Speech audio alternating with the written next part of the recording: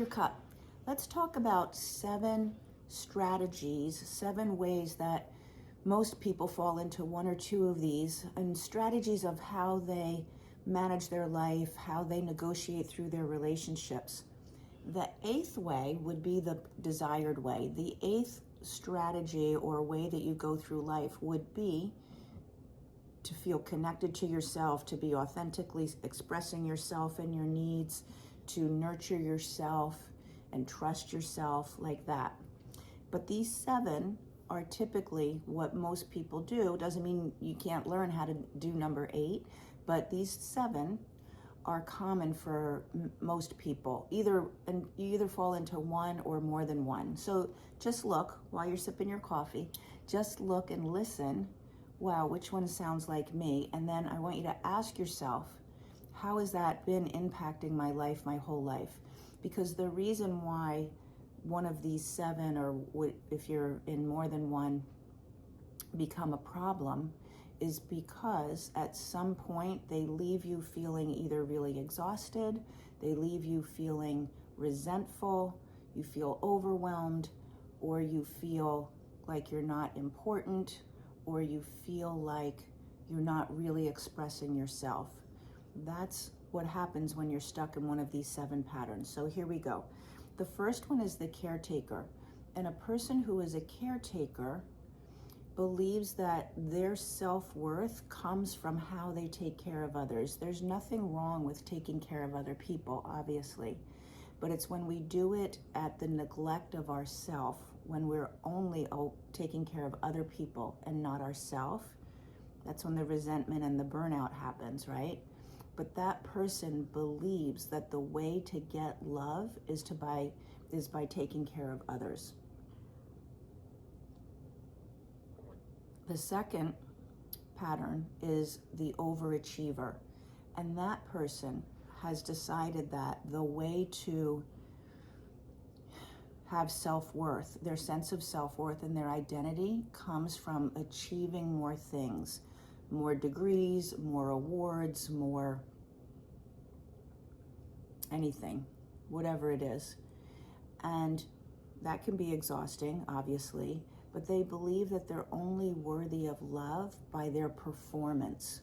When people are constantly impressed by what they are doing in the world, now they deserve love. If they're not doing the next thing, they're not worthy of love, okay? The third strategy would be the opposite of that. That would be the underachiever.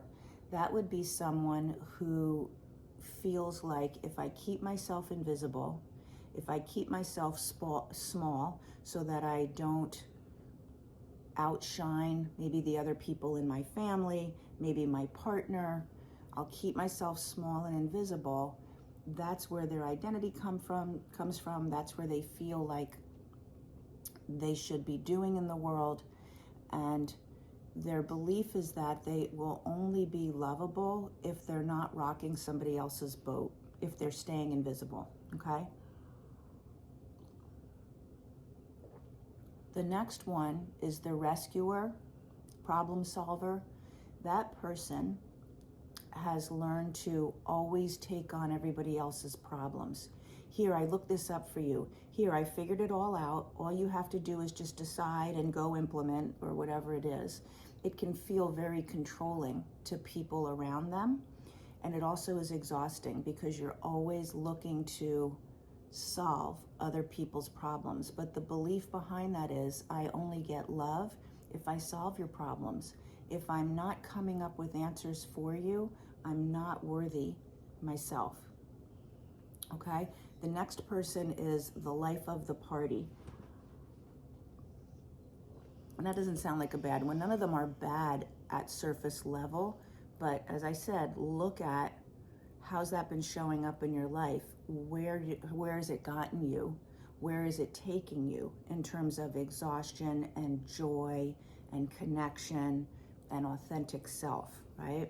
So the life of the party is someone who has gotten their self-worth out of making sure everybody else is happy. Not just like okay, like the caregiver, but like really happy. So suppressing their own stuff and making sure that everybody else is having a good time. They believe that they get love by keeping other people happy, keeping them laughing, also deflecting from feeling anything bad, negative, feeling anything that they feel is uncomfortable. Let's say it that way, because I don't believe that any emotions are bad, but for that person, they do believe certain emotions are bad. So they deflect from those and make sure everybody's always happy, okay?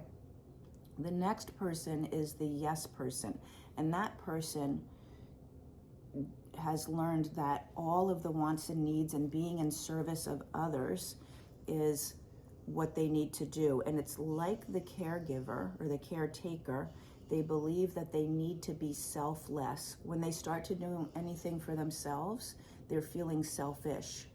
So they don't do that because that doesn't feel comfortable. So they want to be in service of others, saying yes all the time. That might be yes at school. That might be taking on more stuff at work. I need to say yes. I don't want to. I'm exhausted. My family has asked me to be home more, but I'm going to say yes. Because if I don't, I'm selfish, and then I don't deserve love. Okay? And then the last one is the hero worshiper. That is someone who has gotten through life by always looking for someone else to model, always looking for guidance outside of themselves.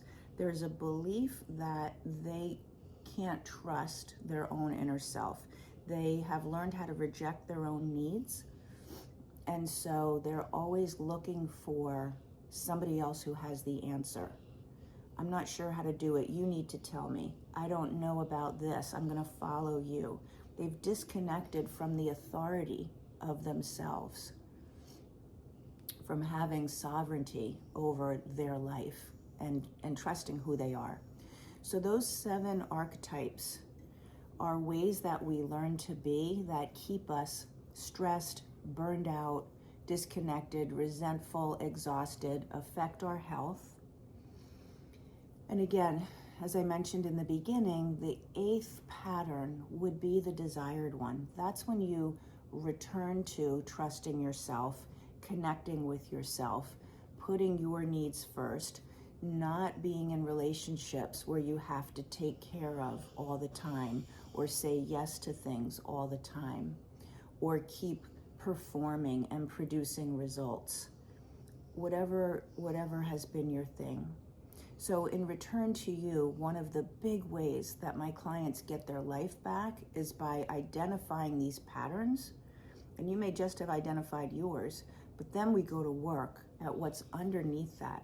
How do I break that down? How do I stop doing that when every fiber of my body tells me that's what I need to do? Because that's the belief that's in your subconscious. So we go to work on rewiring those patterns, releasing the energy of that, shifting the subconscious beliefs, and changing your relationship with yourself, to yourself, so that you can move into that 8th strategy, that 8th way of living. If you know that that would make a huge difference for you, if you look at your life and see the way that it showed up in your relationships, the way it showed up in how you move through without joy. I speak to so many women who say, I haven't had joy in years. I don't even remember what joy is. Is that really the way you're supposed to go through life? It's not. So if you're ready, put return to you or RTY in the comments so that we can connect about how to shift all of that for you, how to shift your life, how to shift your strategies, how that impacts your health, and what you need to do to move forward. I'm looking forward to talking to you. Just put that in the comments and I'll make sure we connect. Have a good day.